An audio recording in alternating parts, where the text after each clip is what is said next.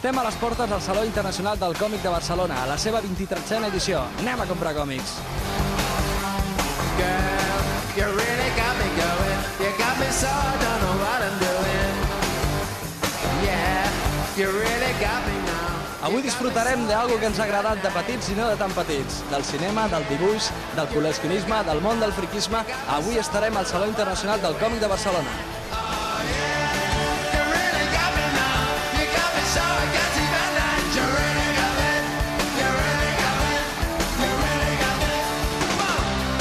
Què trobes amb un còmic perquè et faci arribar al Saló del Còmic i que portis una imatge concreta? De tot, el dibuix, la història, tot el còmic en japonès en general. Concretament el japonès o també l'americà i el nacional? No, només el japonès. ¿Y tú qué te has comprado? Yo me he comprado Ahora mismo película de Hellsing. Pero supongo que será mejor la peli de dibujos de manga que la película. Supongo. Porque la película es para ahorcarse. Ya. Hola, ¿encara compra cómics usted? Sí, Y con mucho orgullo. con mucho orgullo, exactamente. ¿Y qué se ha comprado exactamente? ¿Qué se ha comprado? Pues unos de Luis Rollo, de Atalanta, varios. Para disfrutar de las féminas, ¿no? No, de todo, el dibujo, el arte, En la actividad todo vale, chato. Exactamente, también es verdad. Gràcies. Que veia moltíssima gent connectada amb el món del rol, amb el món de la consola, amb el món del connexionisme. Hi ha un friquisme així molt guapo, no? Sí, per tot, per maquetes, còmics, el que sigui, el que trobi. Jo vinc aquí per venir.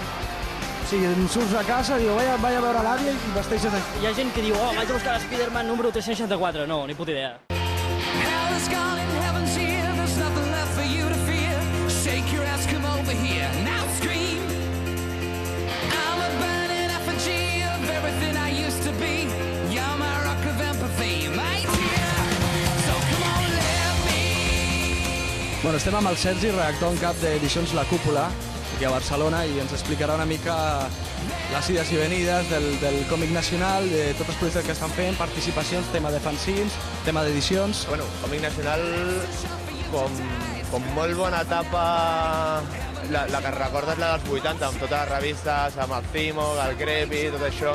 Jo hi ha gent que van ser així a TVOs, ara ja està casada, té família, o mira DVDs, o té altres mena de hobbies. En aquest sentit, la cosa s'ha anat perdent i poder el públic que estàvem com esperant, que és la nova generació, s'ha decantat més per consoles, mòbils. A nivell de producció i de gent que fa material i d'edicions, aunque siguin molt a petita escala i amb tirades petites, segueix havent tant, vull dir, el còmic té una salut tan bona com el còmic nacional, com el pot haver tingut en el seu moment àlgid. El problema que és una cosa que queda una mica tancada amb l'àmbit i no arriba poca gent, i el que sol passar és que a vegades els autors es cremen, perquè clar, per molta il·lusió que tinguis, un enganxis als 20 anys, potser amb el temps ja vas treballant d'altres coses que et donen més calés i tal, i això és gent que es perd, és una mica llàstima.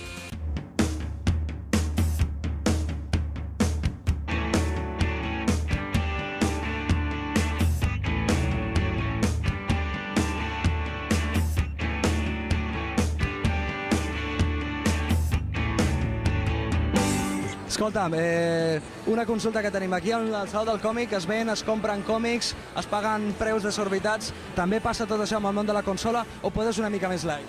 No, passa bastant amb el món de la consola.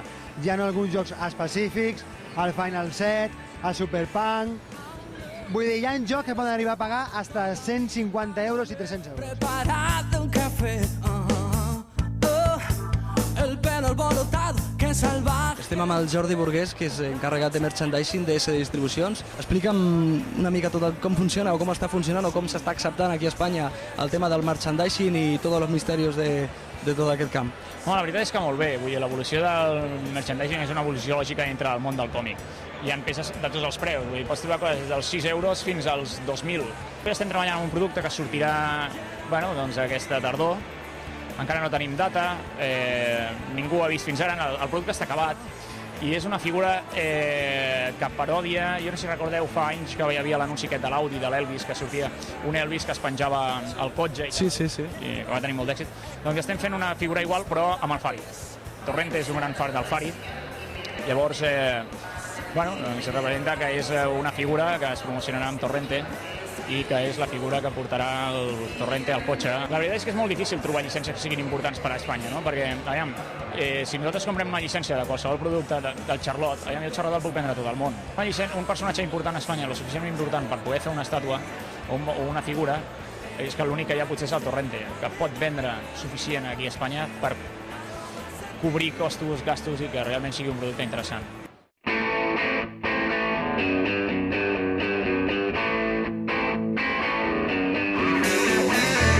Hola, el sable pistola que portes és per intimidar o perquè et deixin el còmic més barat? Va hacer el friki. En un despacho muy alto, corbatas apretadas, trajes oscuros. Us gasta moltes piles, això consumeix un generador increïble? Home, no és com el de la pel·lícula, és una mica més senzill, però gasta lo seu. És per estar una estona i tal, més friki, això és per al friki, per amants del Star Wars, però està molt bé, està molt bé.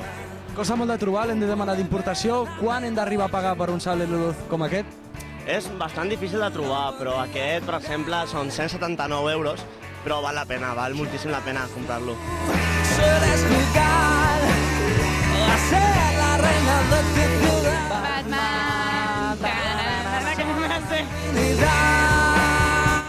Ens trobem estem a les portes del Saló Internacional del Còmic de Barcelona. Aquest casco també el veneu, així, rotllo friki? No. Figures del col·leccionisme tenen un puesto molt important amb el Saló del Còmic.